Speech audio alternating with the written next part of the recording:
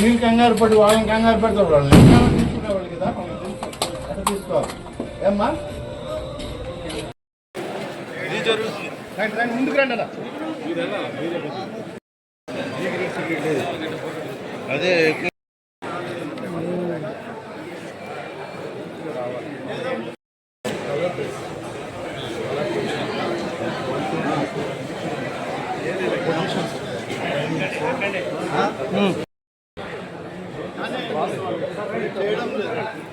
కొద్దిగా ముందుకు రండి అలా అంటే ముందుకు రండి అంటే ముందుకు రండి కొద్దిగా ముందుకు రండి ఒక నిమిషం సార్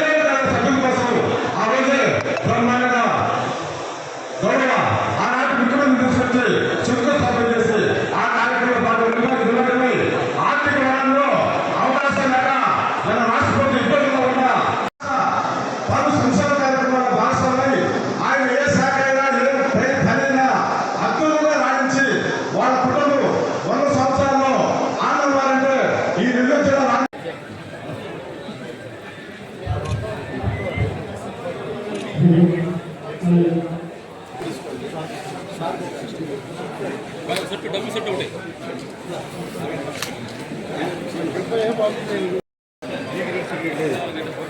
అదే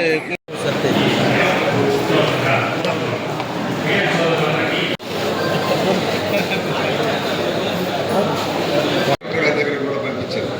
కలెక్టర్ దగ్గర కూడా ఆయన ఫోన్ చేసి మాట్లాడి ఇట్లా మీరు పుట్టో శ్రీనివాసరెడ్డి ఆయన గారిని మేము చెప్పిన వెంటనే ఇంకా మన రైతులతో కలిసి మాట్లాడి పూర్తి అవగాహన చేసుకోవాలనే ఉద్దేశంతో నుంచే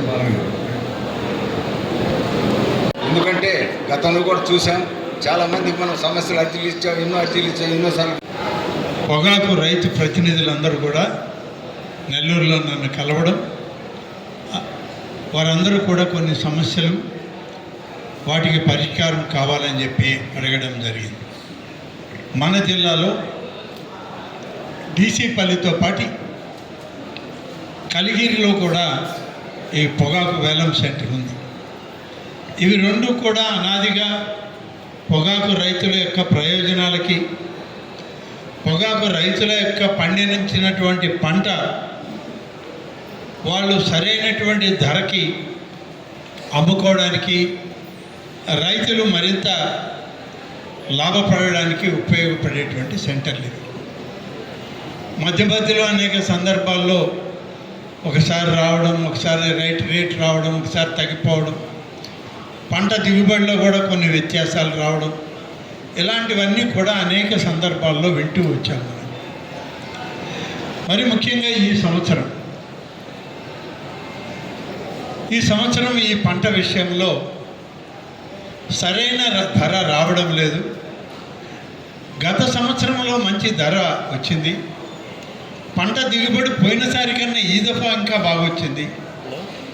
అయినా ధర లేదు, రైతులు నష్టపోతారనే విషయం మన రైతులు ఆందోళన పడుతూ చెప్పినటువంటి విషయం. ఈ పొగాకు రైతులు అనేవాళ్ళు వస్తున్నారు, చేస్తుంటారు. పెద్దగా వాళ్ళు రోజు బయటకు వచ్చి మాట్లాడరు. ఎందుకంటే లాభమో నష్టమో ఆ వేలం రోజే తెలుస్తుంది వాళ్ళకి. ఒకరోజు బాధపడతారు, దాన్ని ఏం ఆపుకోవడానికి లేదు. ధాన్యంలాగా మిల్లుల్లో పెట్టుకోవడానికి లేదు, గోడౌన్లో పెట్టడానికి లేదు. 2 రోజుల్లోనూ 3 రోజుల్లోనూ దాన్ని అమ్మేసి వెళ్ళిపోవాలి. నష్టం వచ్చినా లాభం వచ్చినా అది పరిస్థితి. అందుకని వాళ్ళకి లాభం వచ్చిన సంతోషం కనిపించదు, నష్టం వచ్చిన సంతోషం బాధ అసలు కనిపించదు. ఎందుకంటే ఒకరోజు ఇంటి దగ్గర కూర్చొని మనం ఈ పైరు పెట్టాం, మంచి రేటు రాలేదు, నష్టపోయాం అనేటువంటి బాధతో కొంత సమయం పోయినా మళ్ళీ వ్యవసాయానికి రైతు అనేటువంటి వాడు వ్యవసాయం మానలేడు. వ్యవసాయం కాక మనకు వేరే పోషణ లేదు, చేత వచ్చిన కార్యక్రమం లేదు. అందుకని రైతులు అన్నటువంటి వాళ్ళం నిద్రలేస్తే లాభ నష్టాలతో పని లేకుండా మళ్ళీ మనం వ్యవసాయానికే వెళ్తాం.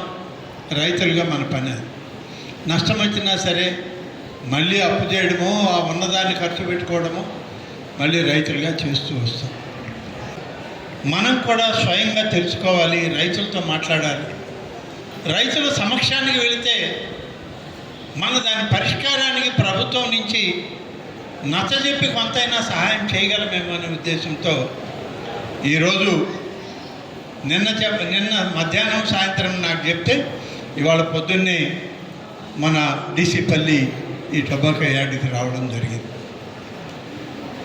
ఈరోజు మనం పెద్దలందరూ చాలామంది రైతులు చెప్పారు, ఇది పెద్ద ఉపన్యాసాలకి వేదిక కాదు. ఇది మనకున్న కష్టాలు తెలుసుకోవడం, కష్టాలకి పరిష్కారం ఆలోచించడం, పరిష్కరించండి అని చెప్పి రాష్ట్ర ప్రభుత్వం ద్వారా కేంద్ర ప్రభుత్వానికి మన వినతిని ఇవ్వడం, ఇవే మన ముందు ఉన్నటువంటి. అయితే దీనిలో మా సహచార మంత్రులు చాలామందికి అనుభవం ఉంది. నాకు కొంత ఈ పొగాకు రైతాంగం ఇబ్బందుల్లో కానీ, పొగాకు పంట మీద కానీ, పండించే విధానం మీద కానీ, అలాగే ప్లాట్ఫారంలో దాన్ని తెచ్చి అమ్మేటువంటి ప్రక్రియలో కానీ నాకు కొంత అనుభవం తక్కువ. ఎందుకంటే నాకు పొగాకు అనేటువంటిది ఏదో ఒక ప్రాంతంలో ఉంది, వాళ్ళు ఏదో చేస్తున్నారులే అనుకునేవాడు. కానీ ఇంచుమించుగా నేను రాపూరు ఎమ్మెల్యేగా ఉన్నప్పుడు కూడా ఆదూరుపల్లి ఆ ప్రాంతం అంతా పొగాకు పండించేవాడు, బ్యార్నీళ్ళు ఉండేవి.